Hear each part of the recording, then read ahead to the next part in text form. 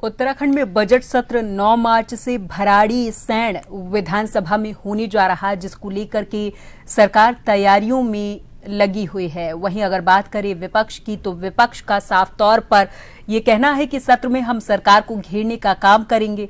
इसी को लेकर भारतीय जनता पार्टी की प्रदेश प्रवक्ता हनी पाठक ने तंज कसा और कहा कि जब जागो तभी सवेरा। पाठक ने कहा कि अगर अब उनकी नींद पूरी हो चुकी हो और वो सवाल पूछना चाहते हैं तो इसका स्वागत हमारी सरकार करती है, लेकिन जनहित के मुद्दे सदन में गंभीरता से उठाए जाने चाहिए, ना कि शोर करके सदन का समय बर्बाद करना चाहिए।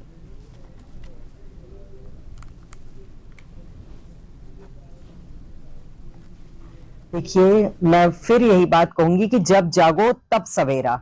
अब अगर कांग्रेस को थोड़ी सी नींद से छुट्टी मिल गई हो, बेल में सोने से फुर्सत मिल गई हो, तो आप प्रश्नकाल के समय निश्चित तौर पर अपना प्रश्न लेकर आइए जो कि जनता के हित में है। कुंभकर्ण की नींद अपनी तोड़िए तो सही, कम से कम जनता के हित में बोलिए तो सही, ये सारी चीजें आप करिए तो सही, लेकिन आपको ये सब करना ही नहीं है। लेकिन चीख चिल्लाहट करने में आप नंबर 1 अवार्ड जीतने के लिए लगातार आगे आते रहते हैं। तो प्रश्नकाल के समय निश्चित तौर पर आपको आगे आना चाहिए और देवतुल्य जनता के हित में कोई ना कोई अपना सवाल रखना चाहिए। उत्तराखंड में हालिया घटनाक्रम के बाद शिक्षक संगठनों ने तीखी प्रतिक्रिया दी और प्रदेश स्तर पर संयुक्त मोर्चा बनाकर कार्य बहिष्कार का निर्णय लिया है।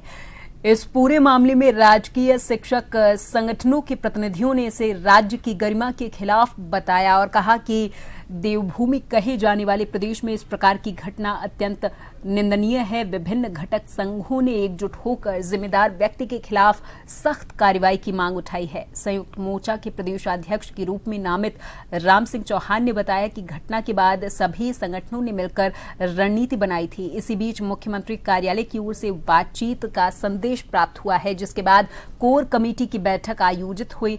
इस बैठक में मुकेश भवनाद्वैत सहित अन्य पदाधिकारी मौजूद रहे।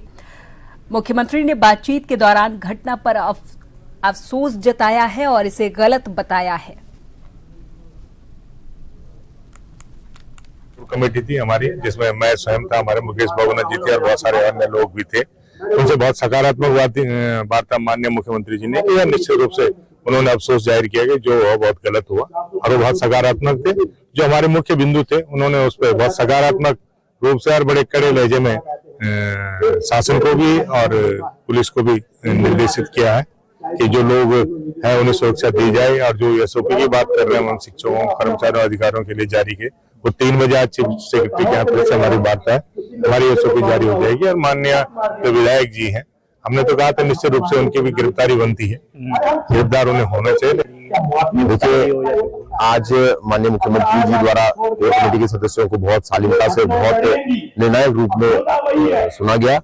हमारी मांगे ये थी कि जो ये कृत्य हुआ है, निसंदेह प्रदेश के लिए, शांत प्रदेश के लिए कहीं से भी उचित नहीं है, क्योंकि प्रदेश कर्मचारी अधिकारियों की बदौलत, शिक्षकों की बदौलत है। और इस प्रकार उनके कार्यालय में आकर, उनके कक्षों में आकर उनको मारना, जान से मारने की धमकी देना और जानलेवा प्रहार करना, ये कहीं से भी उचित नहीं है। तो माननीय मुख्यमंत्री जी को ने बहुत गंभीर संज्ञान लिया और एसएसपी देहरादून और अपने प्रदेश अध्यक्ष को और मुख्य सचिव महोदय को भी उन्होंने निर्देश दिए कि तत्काल कोर कमेटी के सदस्यों के साथ वार्ता करके, और एक हमारी जो पहली मांग थी कि हमने कहा कि इस प्रकार की घटनाएं दोबारा न हो, कर्मचारियों के, अधिकारियों की, शिक्षकों की सुरक्षा व्यवस्था सुनिश्चित की जाए। इसके लिए एक प्रॉपर शासन से एसओपी जारी किए जाए और जिन कर्मचारियों के, जिन अधिकारियों पे ये जानलेवा हमला हुआ है, उनको पूरा सुरक्षा की गारंटी सरकार दे। और इस पूरी खबर पर हमारे साथ देहरादून से bureau chief SN Pant ji phone line पर जुड़ गए हैं अधिक जानकारी के साथ। पंत जी, आज शिक्षकों ने विरोध जताया है, मारपीट के खिलाफ ये विरोध हुआ है, कार्य बहिष्कार हुआ और सीएम से बातचीत हुई, 2 दिन की गिरफ्तारी पर आश्वासन मिला है। पंत जी, इस पूरे मामले पर अपडेट क्या है? शिक्षकों की क्या मांगे रही, किस तरीके से सुनवाई हुई? पंत जी। बिल्कुल, आपको बताना चाहूंगा जिस तरीके से ये पूरा प्रकरण हुआ है, प्राथमिक शिक्षा निदेशक के साथ जो मामला सामने आया था कि विधायक और विधायक के साथ जो समर्थन में लोग थे उनके जरिए जो मारपिटाई का वीडियो वायरल हुआ था, उसके बाद जाकर के ये एक समस्या सामने खड़ी हुई थी कि इस पर मुकदमे दोनों तरफ से मुकदमेबाजी शुरू हो गई थी। और जिस तरीके से विधायक के खिलाफ भी मुकदमा दर्ज किया गया है, ऐसे में तमाम शिक्षक संगठनों ने बाकायदा अपने प्राथमिक शिक्षा निदेशक को समर्थन देते हुए कहा है कि जिन धाराओं में सुसंगत कानूनी प्रक्रिया आगे बढ़ रही है उनमें गिरफ्तारियां होनी चाहिए। शिक्षकों ने यह भी कहा है कि मुख्यमंत्री से मिलने के बाद तब तक कार्य बहिष्कार रहेगा जब तक विधायक की गिरफ्तारी नहीं हो जाती है। और साथ ही साथ ये भी कहा है कि उत्तराखंड में अगर इस तरीके की समस्याओं का सामना करना पड़ेगा अधिकारियों को, तो जाहिर सी बात है कोई भी अधिकारी कहीं पर काम करने को तैयार नहीं रहेगा और अधिकारियों के मन में खौफ रहेगा। इस बात को लेकर के मुख्यमंत्री के संज्ञान में इस पूरे प्रकरण को लाया गया और एक प्रतिनिधिमंडल ने मुख्यमंत्री से इस बात को लेकर आश्वस्त होना मुनासिब समझा है कि कार्य बहिष्कार तभी रुकेगा जब विधायक की भी गिरफ्तारियां होगी। हालांकि इनमें 4 लोगों की गिरफ्तारियां हो चुकी है, उसमें एक हिस्ट्री शीटर भी है, लेकिन विधायक ने भी मीडिया से मुखातिब होते हुए सीधे तौर पर कहा है कि वो वहां पर मारपिटाई के संदर्भ में नहीं गए थे, बल्कि वो किसी नाम परिवर्तन को लेकर के गए थे। उसको लेकर के जिस तरीके का पूरा प्रकरण रहा है, उस प्रकरण को देखने के बाद उन्होंने सीधे तौर पर कहा है कि इस पूरे मामले में कार्य बहिष्कार नहीं होगा क्योंकि बोर्ड के एग्जाम चल रहे हैं। और ऐसे में मुख्यमंत्री ने सीधे तौर पर कहा कि बोर्ड के एग्जाम के दरमियान इनको पूरे प्रोसेस में काम करना चाहिए और ऐसे में जो कानून के सुसंगत धाराओं में मुकदमा दर्ज हुआ है उसके हिसाब से ही कार्रवाई होगी। बहुत बहुत धन्यवाद पंत जी तमाम जानकारी के लिए। देवभूमि में शिक्षक संगठनों का संयुक्त मोर्चा समाप्त हो चुका है। सीएम धामी से बातचीत हुई है और इसके बाद 2 दिन में दोषियों की गिरफ्तारी की मांग पर सहमति बन गई है। सीएम से बातचीत में आश्वासन शिक्षकों को मिल गया है।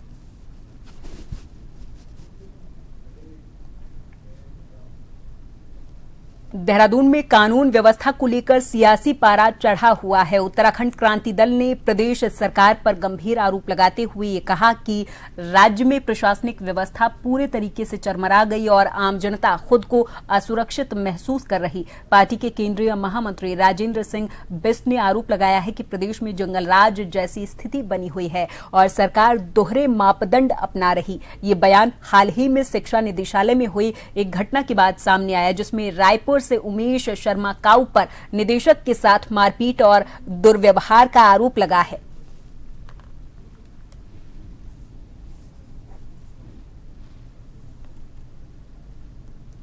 जिस प्रकार से उत्तराखंड में जो कानून व्यवस्था है वो पूर्ण रूप से चरमरा गई है, पूर्ण रूप से जंगल राज हमारे प्रदेश में हो गया है। और पहले जिस प्रकार से जो माहौल बिहार या यूपी में दिखता था, आज उसका जिम्मेदार कहीं ना कहीं यहाँ पर भारतीय जनता पार्टी की सरकार है। आपने देखा होगा पिछले दिनों जो भारतीय जनता पार्टी के विधायक हैं, रायपुर के विधायक उमेश शर्मा काऊ, उन्होंने किस प्रकार से शिक्षा निदेशालय में घुसकर वहां के जो निदेशक है उन पर हमला किया और यह हमला कहीं जानलेवा हमला इनके द्वारा किया गया और इनके समर्थकों के द्वारा भी हमला किया गया।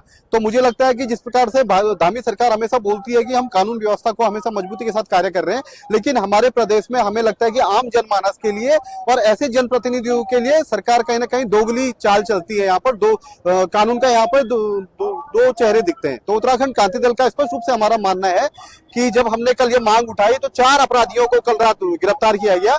हमारा स्पष्ट रूप से मानना है जिनके नाम पर एफआईआर है, जो उमेश शर्मा काऊ विधायक है, उनको तत्काल गिरफ्तारी 24 घंटे के अंदर उनकी गिरफ्तारी की जाए। अगर उनकी गिरफ्तारी नहीं की जाती है तो उत्तराखंड इस आंदोलन को हम पूरे प्रदेश में और उग्र होगा और इसकी जिम्मेदारी पूर्ण रूप से धामी सरकार की होगी। उत्तराखंड की राजनीतिक सरगर्मी के बीच बोर्ड परीक्षाओं के संभावित बहिष्कार को लेकर उठी चर्चाओं ने माहौल को गर्मा दिया है। इसी संदर्भ में महेंद्र भट्ट ने स्थिति स्पष्ट की और कहा कि हालिया विवाद को अनावश्यक रूप से तूल देने की जरूरत नहीं है। उन्होंने बताया कि संबंधित पक्षों को बुलाकर देर रात तक बातचीत हुई, जिसमें घटना पर क्षमा भी मांगी गई। प्रदेशाध्यक्ष ने कहा कि इस प्रकार की घटनाएं ना तो स्वीकार हैं और न ही किसी जनप्रतिनिधि से ऐसी अपेक्षा की जाती है। उन्होंने अधिकारियों को भी व्यवहार में संतुलन रखने की नसीहत दी है।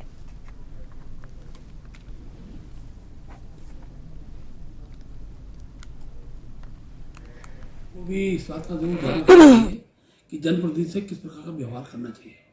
आखिरकार हमारी देवभूमि में इस प्रकार कल्चर कभी नहीं रहा है। संयम सबके लिए आवश्यक होता है और हमने उनसे भी कहा कि संयम बरतने की आवश्यकता है। और मैंने अपील भी की है सभी शिक्षक संगठनों से कि इस प्रकार की परिस्थितियों में हमको कम से कम इस व्यवहार का प्रदर्शन करना चाहिए कि ना तो राजनीतिक दल इसको स्वीकार करते हैं, ना इस पूरी घटना को समाज ही स्वीकार करता है। तो क्योंकि उनके खिलाफ रिपोर्ट भी दर्ज हुई है, हर प्रकार का जो विषय रहता है सबको न्यायालय में अपनी बात रखने का अधिकार है, इसलिए इस प्रकार के विषयों पर बहुत ज़्यादा तूल देने की आवश्यकता नहीं है। सरकार की ओर से श्रम कार्ड के माध्यम से क्षेत्र के श्रमिकों को कई बार की सुविधा उपलब्ध कराई जा रही। चंपावत जिले के जिला श्रम कार्यालय में श्रम कार्ड बनाने के लिए बड़ी तादाद में लोग दूर दूर क्षेत्रों से पहुंच रहे, जिनमें महिलाओं की तादाद काफी अधिक है। पर श्रम विभाग की लापरवाही और साइट के न चलने से बड़ी संख्या में पहुंचे लोगों के श्रम कार्ड नहीं बन पा रहे। कार्ड बनाने के लिए कई दिनों से विभाग के चक्कर काट रहे लोग अब आक्रोशित हो गए हैं। इंदिरा कुलियाल के नेतृत्व में महिलाएं डीएम कार्यालय चंपावत पहुंची और जिलाधिकारी मनीष कुमार को समस्या से अवगत करवाया है। इंदिरा कुलियाल और अन्य महिलाओं ने जिलाधिकारी को बताया कि लोग कई दिनों से श्रम विभाग के चक्कर काट रहे और कार्ड नहीं बनाए जा रहे। जिलाधिकारी ने मामले का तत्काल गंभीरता से संज्ञान लेने के बाद जिला श्रम अधिकारी को सभी लोगों के प्रपत्र जमा करने और साइट के सुचारू रूप से चलने पर क्षेत्र में जाकर श्रम कार्ड बनाने के कड़े निर्देश दिए हैं।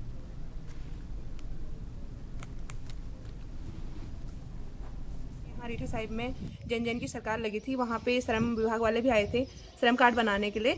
तो उन्होंने मेरी फाइल पे डेट लिखी थी, 21 तारीख की डेट लिखी थी। तो मैं 20 तारीख को ही यहाँ पहुँच गई थी। मैं कल सुबह 9 बजे चंपावत पहुँच गई थी श्रम विभाग ऑफिस में। तो उस समय काम हो रहा था, फिर उन्होंने बोल दिया कि नेट नहीं चल रहे और अभी काम नहीं होगा, 5 बजे तक काम नहीं होगा, कोई कल आना।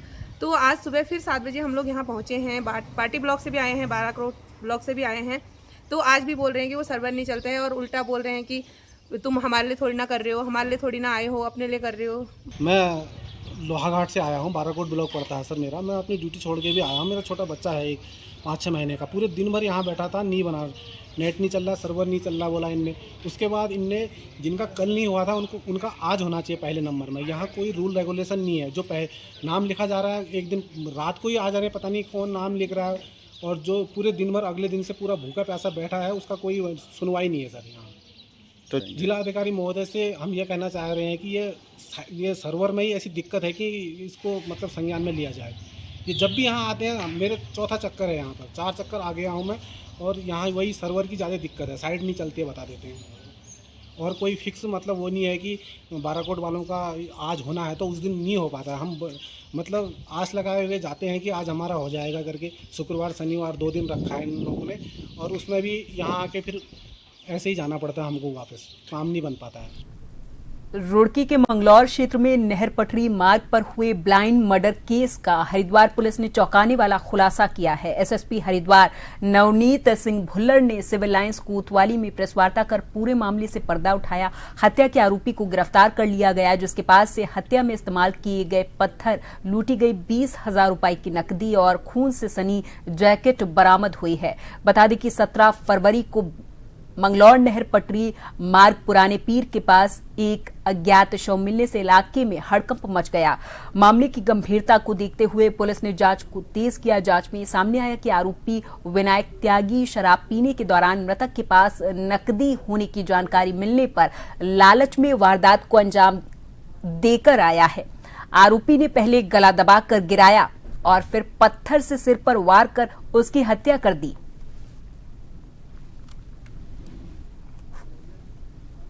ये 17 तारीख को दोपहर को ये प्रदीप कुमार, ये घोसीपुरा मंगलौर कोतवाली क्षेत्र, इनकी डेड बॉडी बरामद हुई थी मंगलौर में नहर पट्टी किनारे, नहर पट्टी से लगभग 50 मीटर अंदर। और इनके सिर पे एक घाव का निशान था। तो इसमें 103 BNS के तहत इसमें मर्डर का केस रजिस्टर हुआ कोतवाली मंगलौर में। और इसमें CIU और कोतवाली मंगलौर ने बहुत अच्छा काम किया।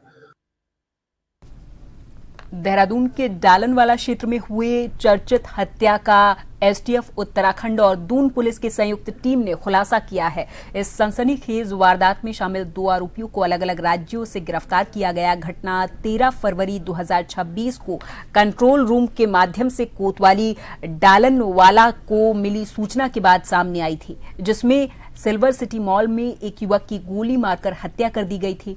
मृतक की पहचान विक्रम शर्मा के रूप में हुई है। जांच में सामने आया कि आरोपियों ने कई माह पहले ही विक्रम की हत्या की साजिश रच ली थी। घटना में वांछित आरोपियों पर 25-25 हजार रुपए का इनाम भी घोषित किया गया था।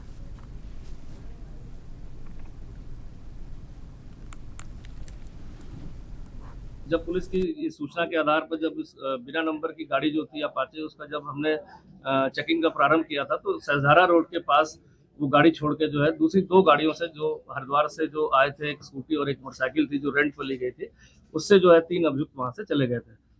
क्योंकि ये मोटरसाइकिल हमारे लिए एक क्लू था कि उस मोटरसाइकिल को वहां से लेकर बदमाशों के द्वारा उसको किसी अन्य के द्वारा, जो उसमें नाम बताया जाएंगे करके, उसके द्वारा वहां से ले जाना था। लेकिन पुलिस पहले पहुंच गई वहां पर, तो गाड़ी पुलिस को मिल गई थी। उस गाड़ी के आधार पर जब उसका रजिस्ट्रेशन और सब चीज चेक की गई, तब हमें पता चला कि सबका कनेक्शन कहीं ना कहीं झारखंड ब्रांच से है, क्योंकि गाड़ी का रजिस्ट्रेशन भी जमशेदपुर के पास का था। जिस व्यक्ति के बारे में पता किया गया, वो हमारी टीम जब गई यहाँ से देहरादून से, तो पता चला वो उसका भी आपराधिक इतिहास है और वो मौके से अपने घर पर कभी कभी आता है, लेकिन घर पर है नहीं और घर से फरार है। इस पूरे घटनाक्रम के अगर पीछे जाते हैं, इस सारी चीजों पे जो हमारी टीमें जमशेदपुर गई और अन्य जगहों से जो जानकारी टीम द्वारा की गई, तो ये पूरा षड्यंत्र जो है 6 माह पूर्व सितंबर में प्रारंभ हुआ था। इसके जो इनको जो लॉजिस्टिक प्रोवाइड कराने वाले जो मुख्य आरोपी हैं, इसमें एक राजकुमार और मोहित, प्रभास उर्फ मोहित, इनके द्वारा इनको जो मदद दी गई है। इसके जो 6 अन्य अभियुक्त हैं जिन्होंने इस घटना को पूरा अंजाम दिया था, जिसमें अभिषेक, विशाल, अंकित और उनके साथीगण हैं, उनको पुलिस अभी तलाश कर रही है। इनको जो भी लॉजिस्टिक सपोर्ट करने में जो स्कॉर्पियो बरामद की गई है, साथ में जो UPI ID से जो पैसे ट्रांसफर इनको किए गए थे, खासकर अंकित को जो इसकी पूरी रेकी में शामिल था, वो जिस अकाउंट से किए गए थे उनको भी हम लोगों ने ट्रेस आउट किया है।